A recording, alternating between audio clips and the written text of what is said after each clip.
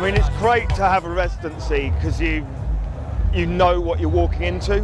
Like, you know the crowd and they'll know you as well, but a lot of times as a guest, I suppose, you're walking in a little bit blind and you don't really know what people will want. You know, like, I'll try and do a bit of research if I go to a club, like try and speak to the resident and say, look, what's your crowd like, what do you want? Because I can play, you know, your disco and your cosmic nonsense or like your tougher acid house or techno thing, but unless you, as a resident, you know what to present to the crowd there. You know what they've come to hear. So Block 9 in particular, so I do a couple of different, like I'm playing a couple of stages here. So I play at Macio's and I play at Genesis, and obviously they're totally different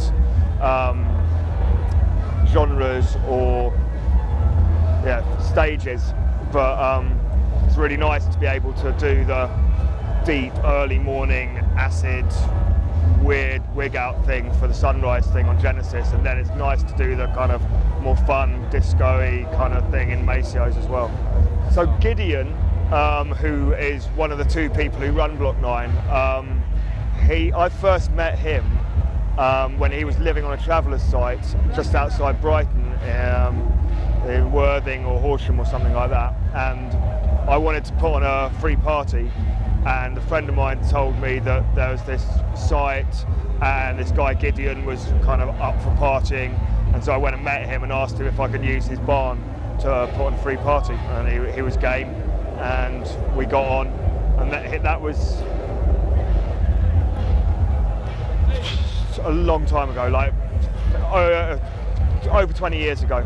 So yeah, he was a teenager, and and then when he started doing the first year of the down low, I think they really wanted to, they were pulling in a lot of favours basically, so he was calling on all of his mates who he'd worked with or done free parties with or whatever over the years, just who would come and work for nothing because they believed in his vision, and I was one of those people, lucky people to get involved. I kind of quite like the sort of mystique of the faceless producer, I think, a little bit when I was younger, and also when I collaborate with other people, I didn't want to, you know, it wasn't like Felix Dickinson. It would be, okay, so I'm working with someone on a project, let's come up with an alternate alias or whatever, and I'd work with different people, and it got quite confusing really, because I'd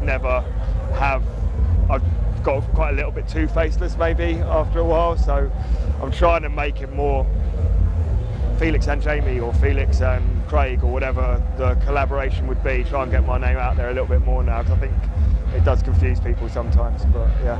So when I first started getting into it, it was basically just because I loved to party the whole time, and I would love to party and then I'd get involved and then I'd put on my own parties, and I think nowadays, even though I still love to party, obviously, I maybe take my role in presenting the party a bit more importantly than my desire to have a party at the party. So I think maybe, I mean, it's probably a little bit responsibility of getting these bigger gigs, and I'm like, oh shit, I've got to fucking perform here, I've got to get my shit together. But I think that has maybe made me grow up a little bit and fucking remember I'm here to bring the party, not to have a party, and I think that's possibly helped. I'll buy it anywhere I can get it. I like when I'm going travelling, it's nice to like look for the local record store. So you know, Japan was amazing, they've got really good record stores there. I had a really good time, Red Light Records, when I played in Amsterdam. As much as I, you know, dig all the time, listen to fucking hundreds of promos and like snippets on shops every week, trying to stay on top of what's fresh and, you know, like what's new music's out there. When I'm coming to a gig, my most fruitful digging is in my record collection.